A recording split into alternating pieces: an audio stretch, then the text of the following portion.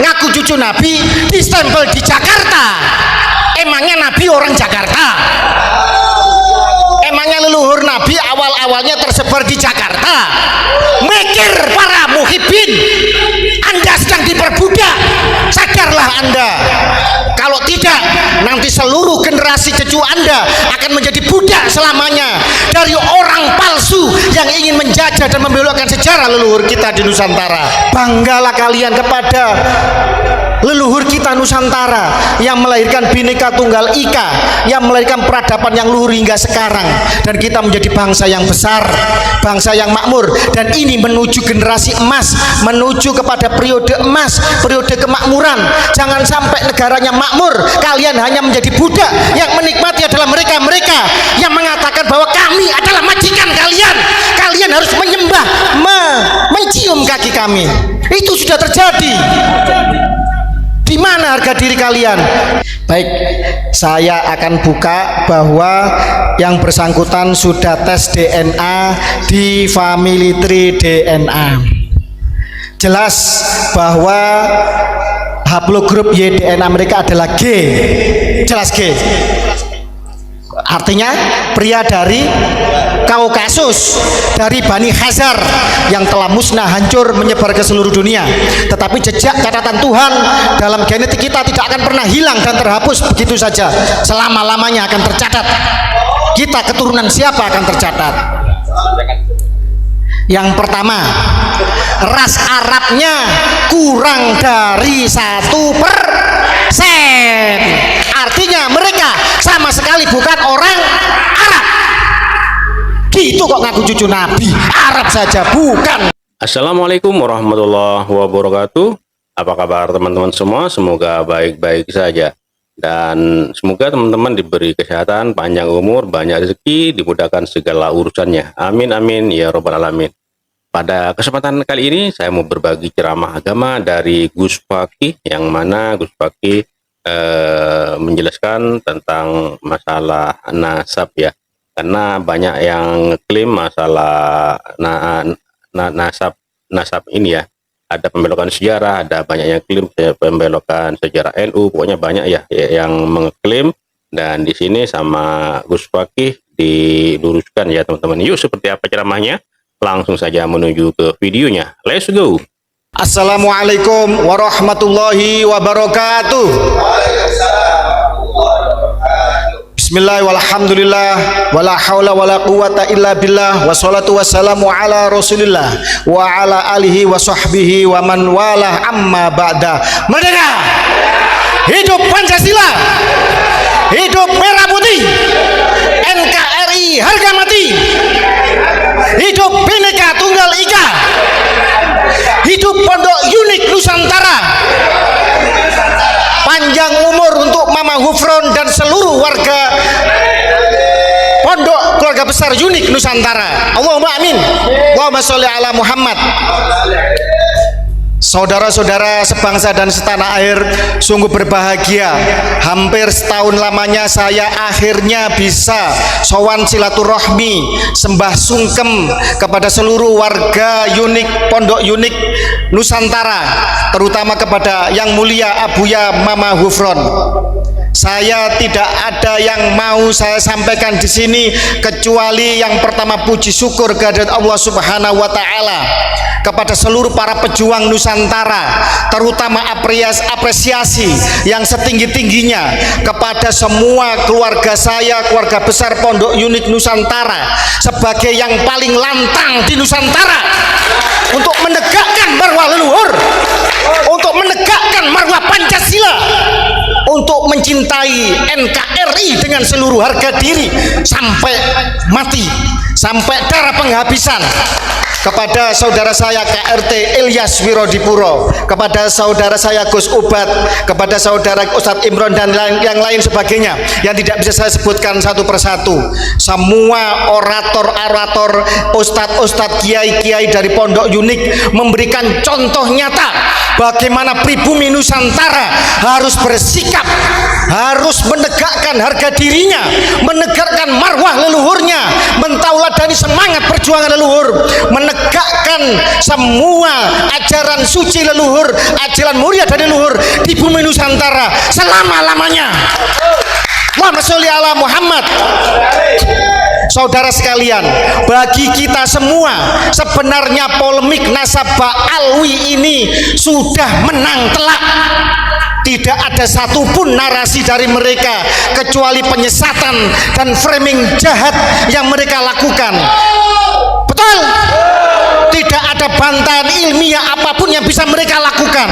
Tidak ada bukti kitab sejaman yang bisa mereka hadirkan hingga detik ini untuk membuktikan bahwa keabsahan nasab mereka adalah benar adanya. Mereka juga takut dengan segala alasan untuk melakukan tes DNA sebagai sebuah kajian yang diakui oleh seluruh dunia. Bahkan Muktamar Nahdlatul Ulama ketika di Boyolali bisa memberikan fatwa bahwa tes DNA bisa membatalkan ilhaq nasab.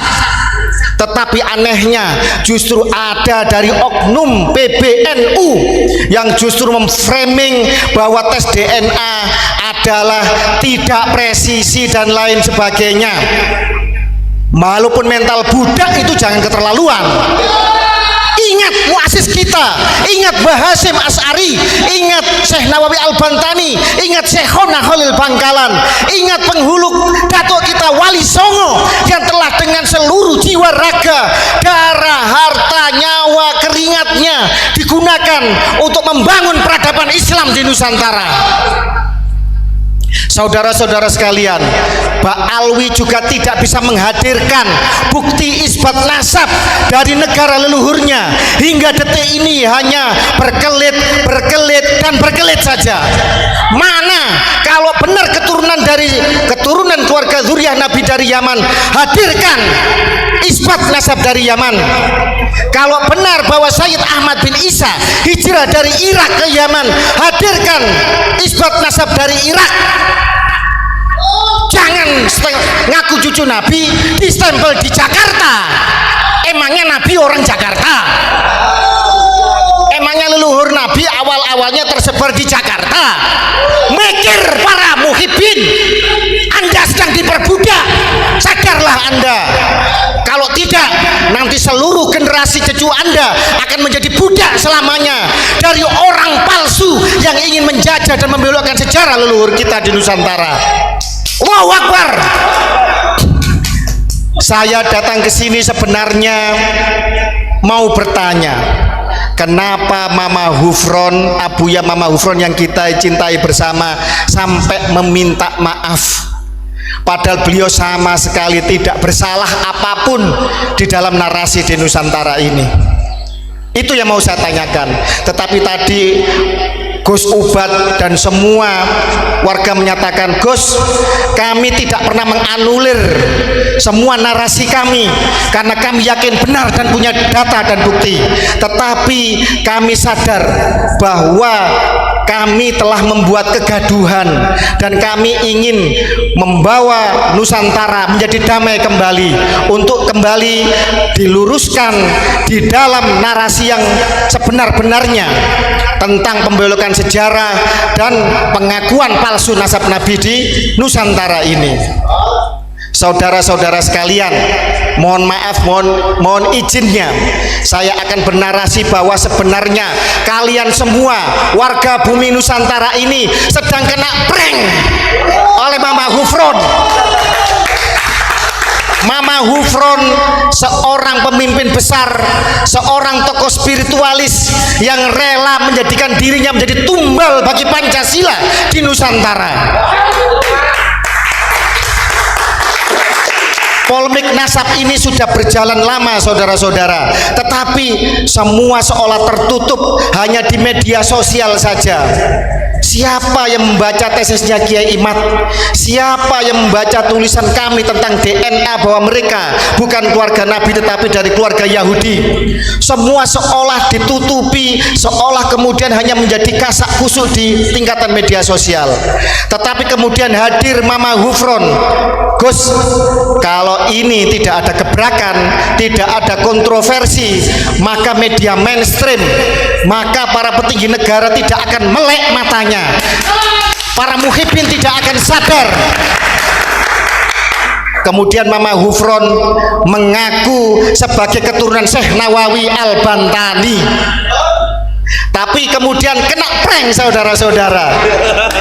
Beliau ini anak angkatnya salah satu keturunan Syekh Nawawi Al-Bantani. Keturunan itu artinya dari atas turun ke bawah. Apa yang turun itu? Bisa sanad ilmu, bisa faktor keturunan atau genetis. Jadi jangan salah, ngaku keturunan ini bukan berarti keturunan darah. Karena Mama Hufron juga punya catatan nasab keluarganya dan juga punya bukti kesaksian bahwa beliau juga diambil anak angkat oleh salah satu keluarga Syekh Nawawi Al-Bantani yang ada di Mau, Tangerang. Jadi semuanya kena prank. Itu prank pertama. Kemudian ternyata masih belum alhamdulillah keluarga Syekh Nawawi mulai bangkit. Keluarga Nusantara, keluarga Sunan-Sunan bangkit kemudian. Dan kemudian Mama Hufron dengan segala macam akrobat kontroversinya melakukan prank yang berikutnya. Lebih dahsyat pranknya. Ngomong sama semut. Wallahi wa rasul, saya juga bisa ngomong sama semut. Pertanyaannya, semut paham nggak dengan omongan saya? Gitu aja, gampang mikirnya. Lah kok semua kemudian pada heboh, ini sesat, ini apa? Saya ngomong sama tembok bisa, sama pohon bisa, sama malaikat bisa, bisa. Kenapa tidak? Pertanyaannya, mereka paham nggak dengan omongan saya? Kena prank. Kemudian kena prank lagi bahwa saya penjaga gawang neraka. Ini kan bahasa kiasan, artinya berjuanglah. Saya mendoakan kalian semoga diampuni oleh Allah. Semoga perjuangan kalian kalau ikhlas benar-benar untuk untuk Nabi, kesucian Nabi, untuk menjaga marwah Nusantara, menjaga bangsa ini. Saya doakan semoga Allah mengampuni kalian. Itu artinya penjaga neraka, bukan penjaga gawang seolah-olah di dalam gawang terus ada bola. Mikir, ya Allah. Tapi nggak apa-apa lah, memang bangsa ini suka yang halu-halu. Lihat itu film di bioskop itu, kalau nggak horor ya film-film misteri di TV apa. Memang bangsa ini suka yang begitu-begitu. Dan Mama Hufron mendobrak itu, rela untuk menjadi lilin yang menerangi Nusantara, walaupun dirinya harus leleh terbakar, dihujat, dicela oleh orang yang belum tentu jelas sumbangsihnya bagi negara ini. Saya hadir ke sini merupakan bentuk solidaritas. Saya datang membawa logo, yaitu Keraton Surakarta Hadiningrat. Ini resmi, yang tanda tangan kekancingan saya adalah raja, artinya bukan abal-abal. Ya bukan palsu, nasab Nabi palsu. Bukan, ini asli resmi. Ini damar Kedaton Nusantara, simbol dari dari Gusti Kanjeng Pangeran Haryo Adipati Benowo, pemangku Yogiswara dan Pajimatan. Karena apa? Fakta, pemimpin bangsa ini, seluruh pemangku kebijakan, seluruh rakyat harus membuka matanya. Banyak ratusan makam-makam yang telah diakui oleh orang-orang Yaman, terutama Habaib Ba'alwi. Ini kejahatan yang sangat brutal di Nusantara, saudara-saudara sekalian. Bagaimana keluarga Hamengkubuwono diaku sebagai bin Yahya? KRT Sumodiningrat jelas makamnya telah dirubah menjadi bin Yahya. Kemarin di Nitian, alap-alap Mataram. Kemudian keluarga kita dari keluarga Hamengkubuwono, dari para aktivis pencinta budaya PSN di Yogyakarta, Laskar Mataram, menertibkan makam putra dari Panembahan Senopati di Nitian Jogja menjadi Al-Idrus. Ini bukan Al-Idrus, ini Gedabrus ini namanya. Kita berhak marah. Tidak ada kompromi bagi para penyamun, para rampok yang ingin mengacak-acak rumah kita. Setuju? Kita punya rumah sudah damai, sudah baik, makmur. Datang orang pendatang, kemudian duduk, kata orang Jawa, metingkrang, tidak sopan. Kemudian foto dari kakek kita diganti namanya.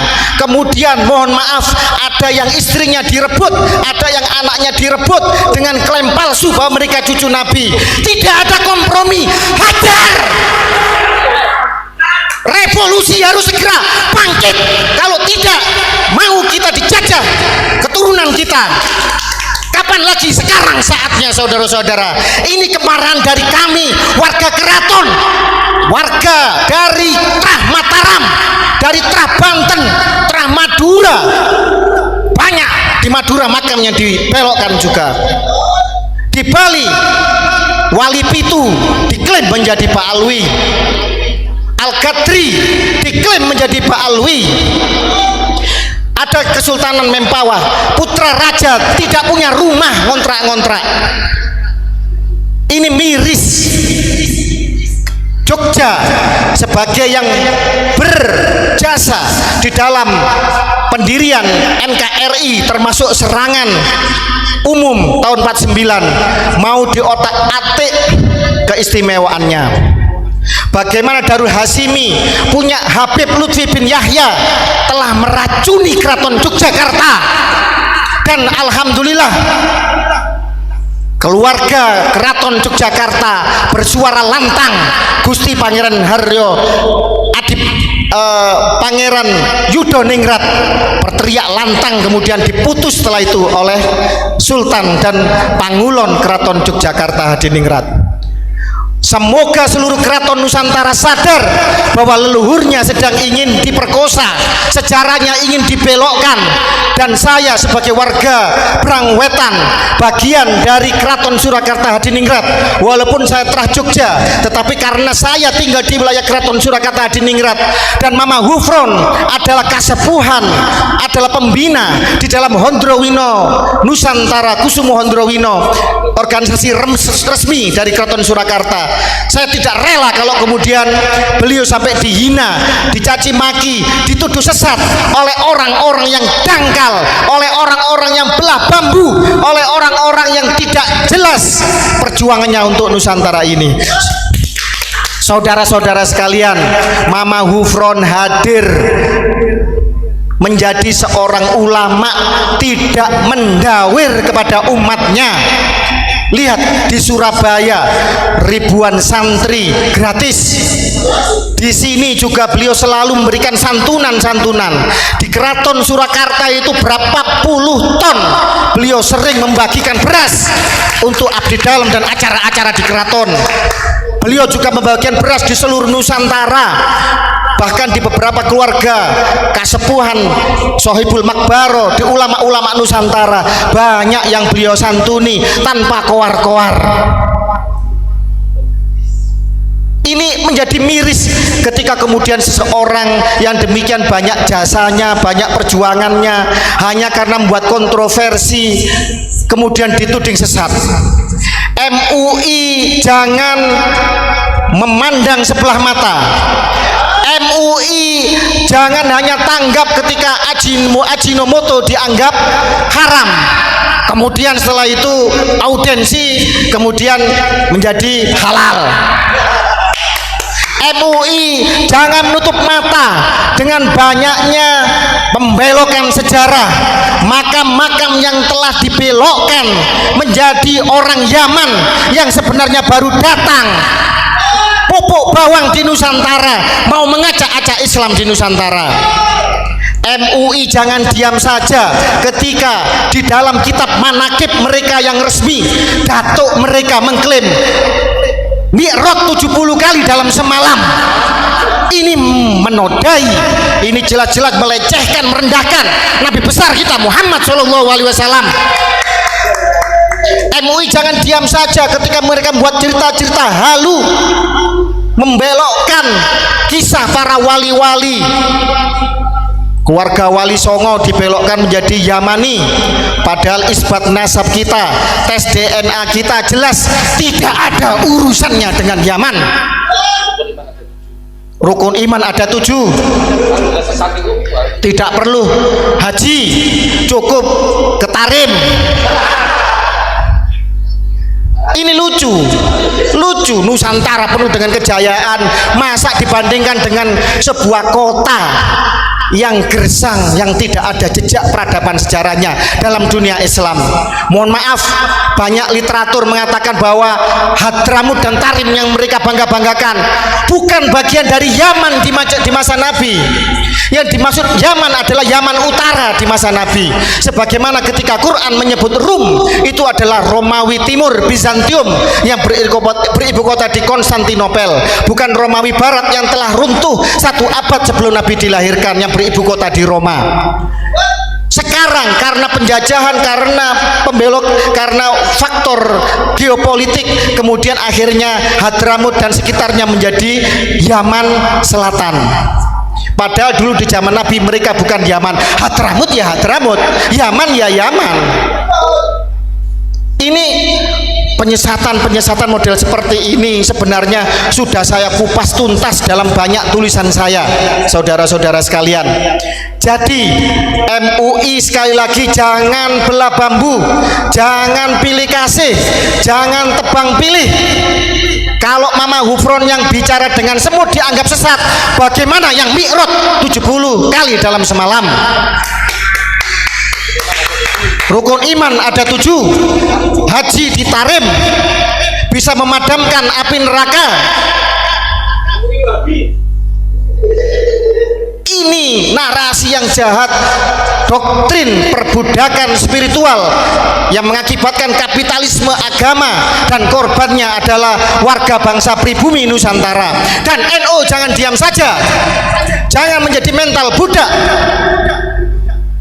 NU dengan seluruh muasisnya adalah para pejuang, para pemimpin besar, seorang yang alim tadi sudah dikupas bahwa NU lah yang menyelamatkan Ba'alwi dari deportasi, karena jelas mereka tidak ada jejaknya pada tanggal 28 Oktober 1928 Sumpah Pemuda, tidak ada jejak mereka di dalam 10 November 1945 Hari Pahlawan, di dalam Hari Santri Resolusi Jihad juga tidak ada, di dalam PPKI Persiapan Kemerdekaan Indonesia tidak ada, di dalam revolusi menghadapi penjajah Belanda agresi militer pertama kedua juga tidak ada. Tiba-tiba sekarang merah putih dari mereka, hari kemerdekaan dari mereka, lagu kebangsaan dari mereka. Kadzabul akbar, saudara-saudara sekalian. Dan ini jangan diam saja, para sejarawan juga sudah mengupas ini. Jangan karena tersandra oleh kepentingan politik, jangan karena punya besan, punya guru dari kalangan mereka kemudian diam saja. Masalah nasab, klaim sebagai cucu Nabi tidak ada urusannya dengan ilmu dan makom. Yang berguru kepada Ba'alwi boleh, berguru pada siapa saja boleh, sampai ke negeri Cina kalau perlu.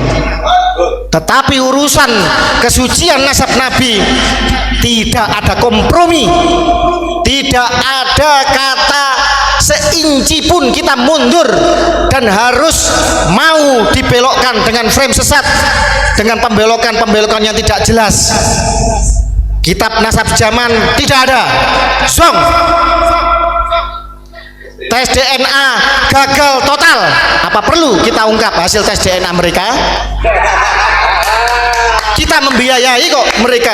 Banyak Ba'alwi baik yang sebenarnya sadar, yang sebenarnya ingin integrasi menjadi bagian integral tak terpisahkan dari kebinekaan kita. Mereka juga resah dengan kejahatan dari klan mereka yang menjual agama, yang masih mengkapitalisasi agama. Apa perlu kita buka hasil tes DNA mereka?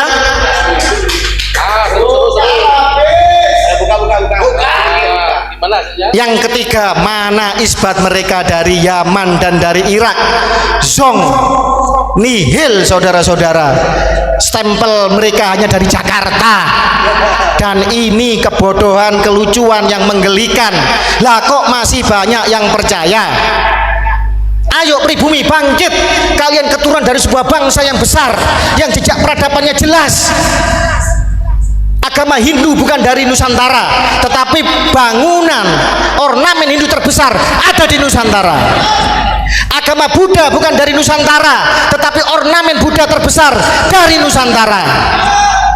Islam bukan lahir di Nusantara, tetapi Islam tumbuh subur berkembang mayoritas memiliki ornamen kebudayaan bangunan masjid terbesar di dunia.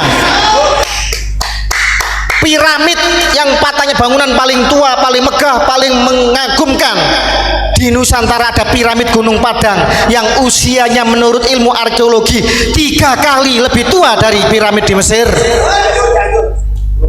Di Gunung Padang. Banggalah kalian kepada leluhur kita Nusantara yang melahirkan Bhinneka Tunggal Ika, yang melahirkan peradaban yang luhur hingga sekarang, dan kita menjadi bangsa yang besar, bangsa yang makmur, dan ini menuju generasi emas, menuju kepada periode emas, periode kemakmuran. Jangan sampai negaranya makmur, kalian hanya menjadi budak. Yang menikmati adalah mereka-mereka yang mengatakan bahwa kami adalah majikan kalian, kalian harus menyembah, mencium kaki kami. Itu sudah terjadi. Di mana harga diri kalian? Inlander, Honden and Inlander, Verboden, luar biasa itu. Sampai tadi mengatakan hal Solo. Mereka tidak saja membelokkan sejarah, mereka mau mengkooptasi Nusantara seolah Nusantara bagian dari Tarim, bagian dari Hadramut. Mereka menggunakan hall-hall tiap kota. Seorang Habib di Solo menjadi Hall Solo, di Gresik Hall Gresik, di Gresik itu ada Sunan Gresik Syekh Sayyid Maulana Malik Ibrahim. Kok berani-beraninya mereka mengklaim Hall Gresik? Di Solo itu ada Ki Ageng Genis, ada Ki Ageng Selo, keturunan dari Wali Songo, ada PB 10 yang sangat berjasa kepada Nusantara, Mbah Min Haj, banyak di Solo wali-wali besar, kemudian menjadi Hall Solo. Mohon maaf, di Pasuruan ada masjid sepuh peninggalan dari Adipati Nitya Diningrat pertama bin Pakubuwono kedua. Adipati Pasuruan telah menjadi Masjid Assegaf. Di Solo ada masjid sepuh PB 10 menjadi Masjid Assegaf.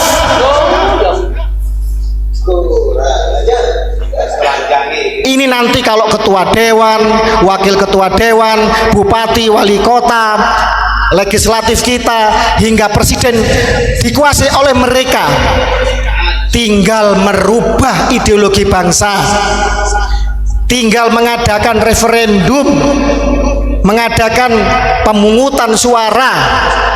Panglima TNI, Kapolri semua dikuasai oleh mereka. Jadi apa? Jadi apa kita ini? Ayo, mari kita terbuka mata kita.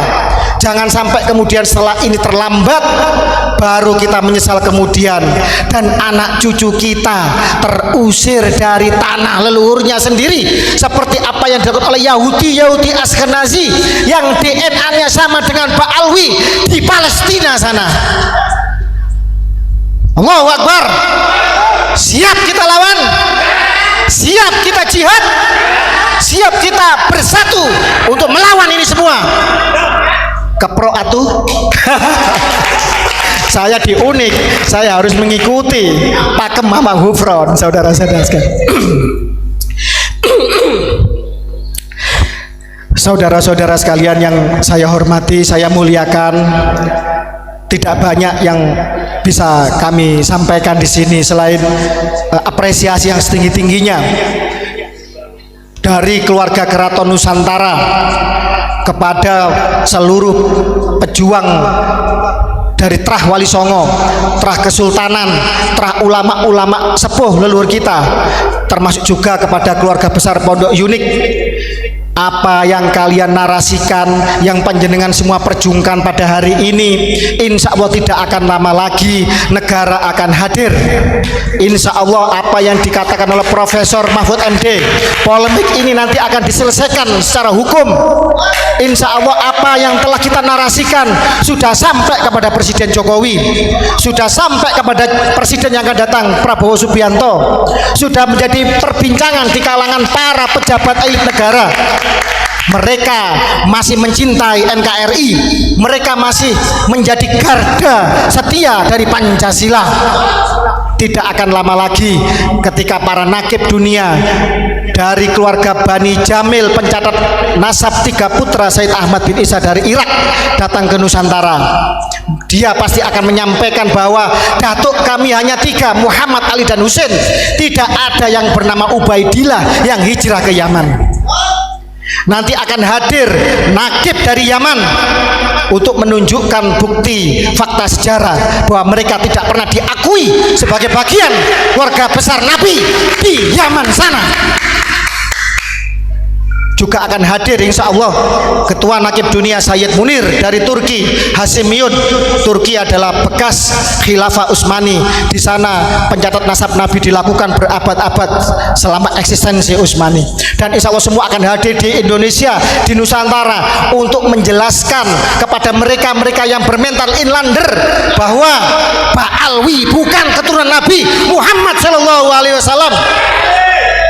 Kalau yang ngomong Gus Fakih Mukodam, Fakih Wirahadiningrat, mereka tidak percaya. Hidungnya pesek, mukanya pribumi, begitu. Ah, lu siapa? Yang ngomong Mama Hufron, Gus Ubad, Gus Ilyas, Gus Imo dan keluarga besar unik, mereka nggak percaya. Yang ngomong Kiai Imaduddin, walaupun pengarang kitab kelas dunia, puluhan kitabnya dicetak, digunakan di luar negeri, mereka tidak percaya. Karena mentalnya inlander. Kalau ketemu orang mata sipit, mereka minder. Wah, ini lebih lihai dalam berbisnis. Kalau ketemu orang matanya biru, rambutnya pirang, wih, ini lebih jenius dalam ilmu pengetahuan. Kalau ketemu orang hidungnya mancung, walaupun tidak bisa ngaji, pakai surban sebesar ban Vespa, dipikir alim cucu Nabi. Ini mental inlander. Padahal bangsa kita memiliki banyak penemu hebat kelas dunia. Ada B.J. Habibie, panjenengan tahu Bayraktar Turki, drone terhebat saat ini punya Turki. Itu kan sama dengan elang hitam. Yang prototipenya yang membuat itu mahasiswa Indonesia dari Jerman yang dikontrak oleh Turki. Siapa sumbernya? Saya punya senior yang kuliah di Jerman yang menceritakan kepada saya bahwa Ba'alwi ini adalah Yahudi Ashkenazi, Yahudi Khazar. Apa perlu dibuka ini hasil tes DNA-nya Pak Alwi? Mohon maaf, saya tidak akan mengatakan nama karena kita harus menghargai privasi, dan saya menghargai saudara saya tersebut dari Pak Alwi yang telah mau untuk tes DNA.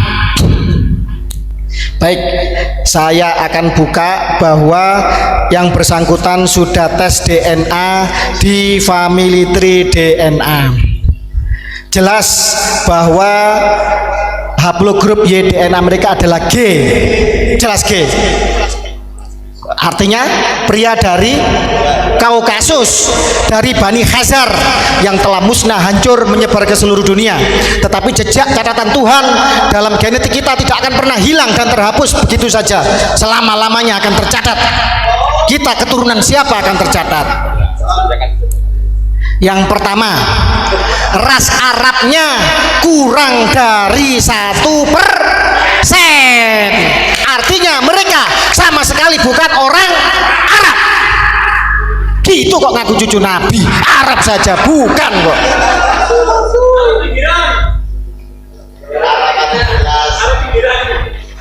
Ras Nusantaranya itu ada 24,6%.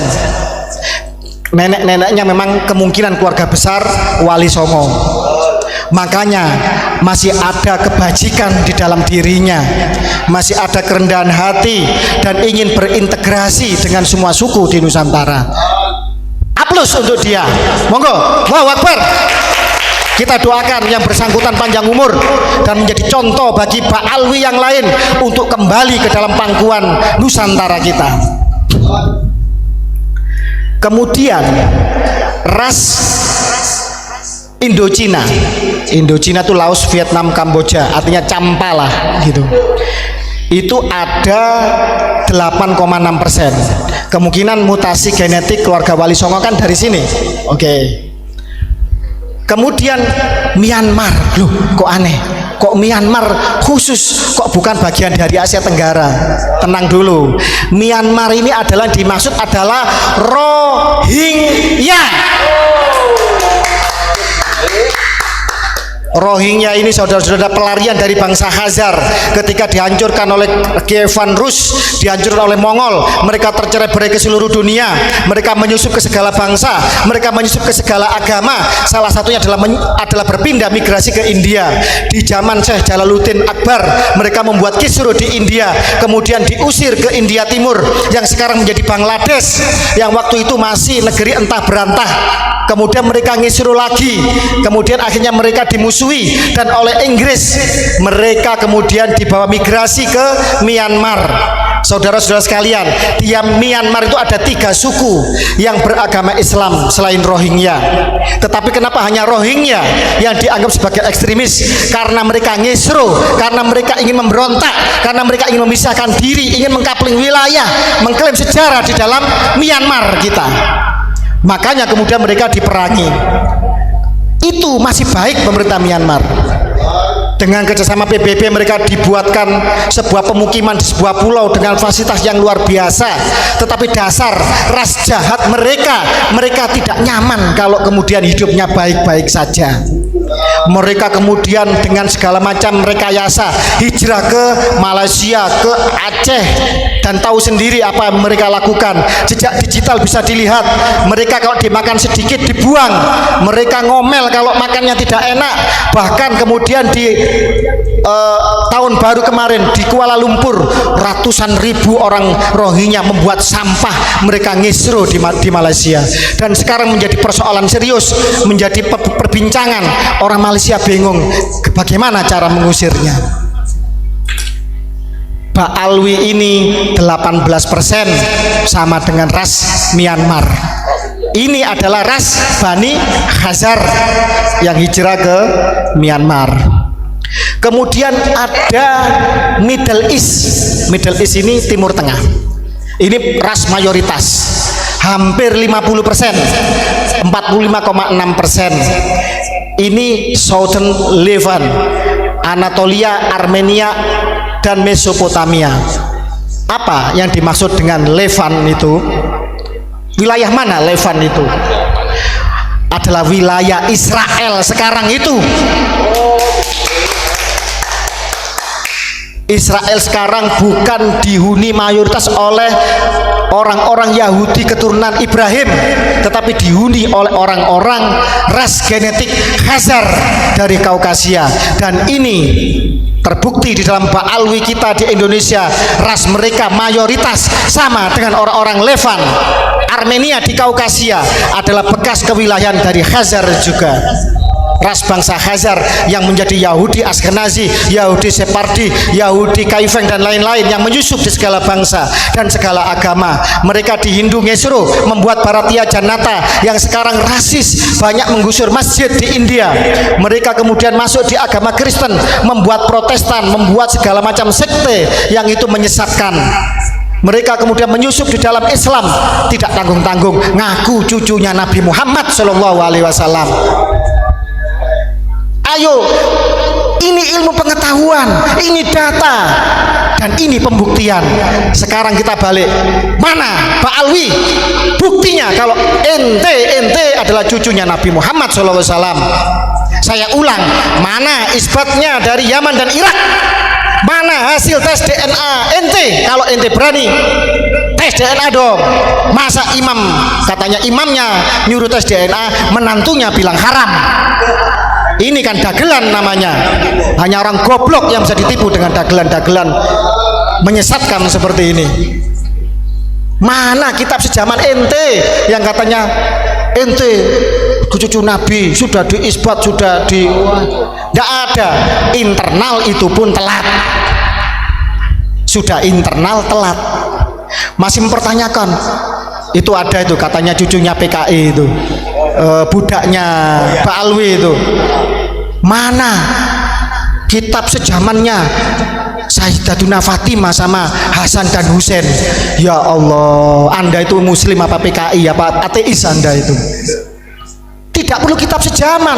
Kalau yang ngomong adalah hadis, adalah yang ngomong adalah kitab-kitab sirah nabawiyah sendiri. Kok masih tanya kitab sejaman? Ini putrinya Rasulullah, ini cucunya Rasulullah, ditanya kitab sejaman. Ini budak. Bayangkan apa gunanya mondok belajar agama kalau putrinya Nabi dan cucunya Nabi sebagai pemuda-pemuda penghulu surga dia ragukan, dia jadikan framing untuk membela nasabnya Yahudi Hazar yang jelas-jelas tidak bisa menunjukkan bukti apapun sebagai cucu Nabi Muhammad SAW. Ayo terbuka mata kalian, ayo sadarlah sebelum nanti anak cucu kita hidup menjadi budak dan terusir dari tanah leluhurnya sendiri seperti orang-orang Palestina yang diusir oleh orang-orang Hazar yang mengaku sebagai keturunan Ibrahim padahal bukan. Mama Hufron patut kita apresiasi yang luar biasa. Beliau rela untuk tampil menjadi tumbal bagi Pancasila, tumbal bagi Nusantara, rela untuk dibully, dihujat, dicaci maki, untuk dijadikan framing lucu-lucuan oleh orang-orang generasi yang sebenarnya mereka ngajinya aja belum tentu bisa. Mama Hufron rela untuk kemudian mengorbankan dirinya agar semua orang mata melek bahwa apa yang beliau lakukan itu hanyalah prank saja untuk membuka mata semua pihak bahwa ada kejahatan yang lebih brutal, lebih masif, terstruktur, terencana dan merusak peradaban yang dilakukan oleh Habaib Pak Alwi Yaman. Jadi itu ya teman-teman, ceramah dari Gus Fakih yang sangat menyala, berkobar ya, ceramahnya sangat berkobar dari Gus Fakih ini yang membahas tentang masalah para habaib ini ya teman-teman. Jadi kayaknya Gus Fakih ini marah besar terhadap para habaib ya yang mengaku-ngaku cucu Nabi ini ya teman-teman. Padahal setelah diteliti ternyata cucu Nabi ini ternyata palsu, tidak sambung kepada Rasulullah Shallallahu Alaihi Wasallam. Jadi para pengaku cucu Nabi ini sama Gus Fakih dikupas tuntas, dihabisi, disikat habis-habisan ya, bahwa beliau ini si Jalan Balawi ini tidak tersambung terhadap Rasulullah Shallallahu Alaihi Wasallam alias putus dari ilmu nasab, ilmu sejarah, tes DNA itu ya. Karena Kiai Haji Imaduddin Utsman Al-Madani sudah melakukan penelitian terhadap klan Alawi ini ya. Ternyata setelah diteliti oleh Kiai Haji Imaduddin Utsman Al-Madani ternyata putus, tidak tersambung ya, tidak tersambung ya teman-teman. Oke, terima kasih buat teman-teman semua. Mohon maaf apabila ada kata-kata yang salah, yang kurang berkenan, mohon dimaafkan. Dan buat teman-teman yang baru menemukan channel ini, saya mohon dukungannya dengan cara subscribe, like, comment, dan share, dan nyalakan loncengnya agar tidak ketinggalan update-update terbaru dari channel ini. Oke, sekian. Sampai jumpa di video selanjutnya. Wassalamualaikum warahmatullahi wabarakatuh. Sukses selalu buat kita semua.